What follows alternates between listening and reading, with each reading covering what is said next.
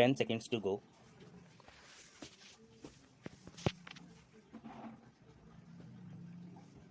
Start.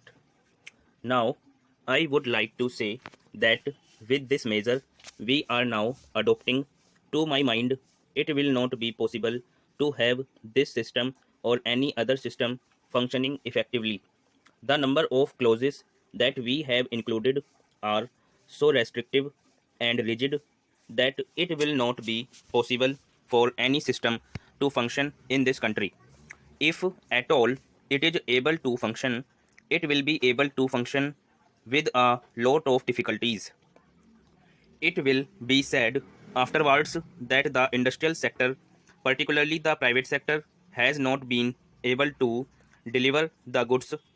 I would like to warn the government that if anything happens in the future in which industrial production or production in the private sector has not gone up, it would be not because of any lack of efforts on the part of the private sector, but because of the measure that we are now adopting. I have mentioned several times how this particular bill is very restrictive and how it will hamper the normal growth of companies in this country. It is a pity that when we are on the threshold of the second 5 year plan, such a measure should be passed in this House. I would now like to make a few observations about the speeches of some of the honorable members here.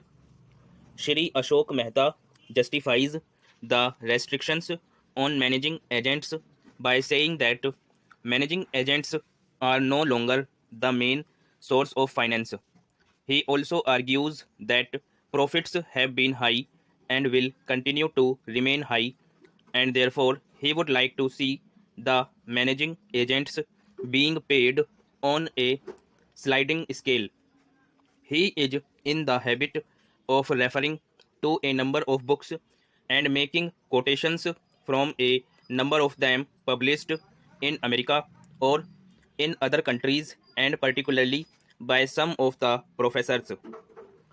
I would also like to mention to him that even when companies are floated, it requires a certain amount of confidence amongst the investing public, and it is because a particular firm is managing a particular company that this confidence is created in the investing public. Even there, as the Honorable Finance Minister has said, there is a sort of overall tight control. New banks and insurance companies are not floated nowadays. What you have are the few banks which are existing and the few insurance companies that are existing.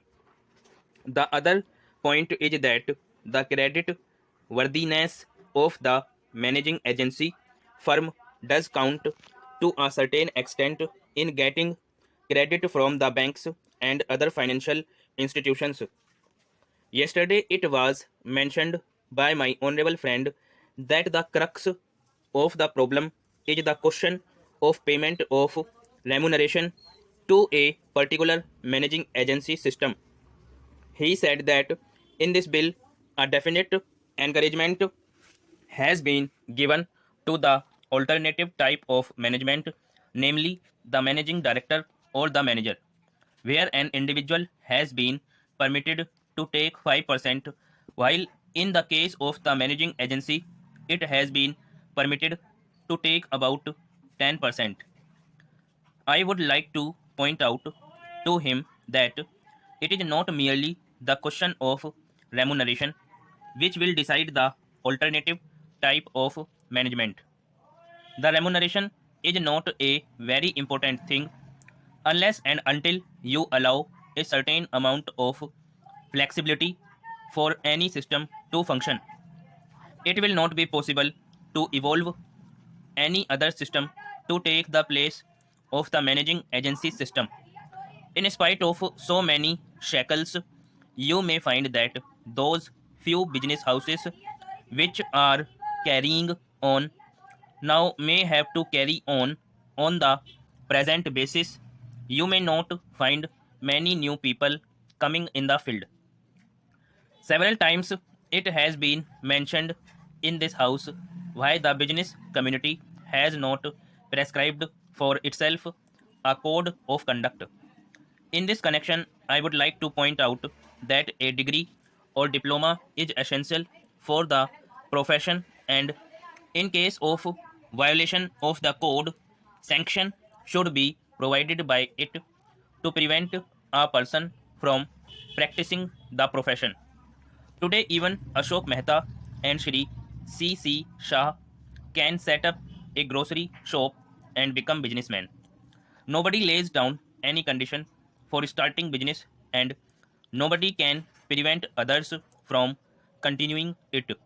But I would like to point out that with regard to the code of conduct, there is a certain amount of ethics, and there are certain standards and traditions on which business houses function.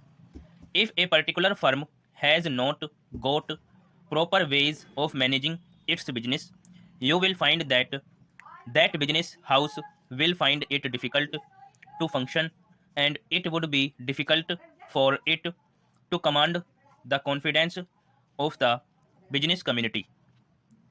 It would not be possible for it to function as effectively as a firm which has proper ways of managing its business. That is sufficient as a code of conduct. It is not possible to prescribe a certain code of conduct in the manner it has been done for the profession in general.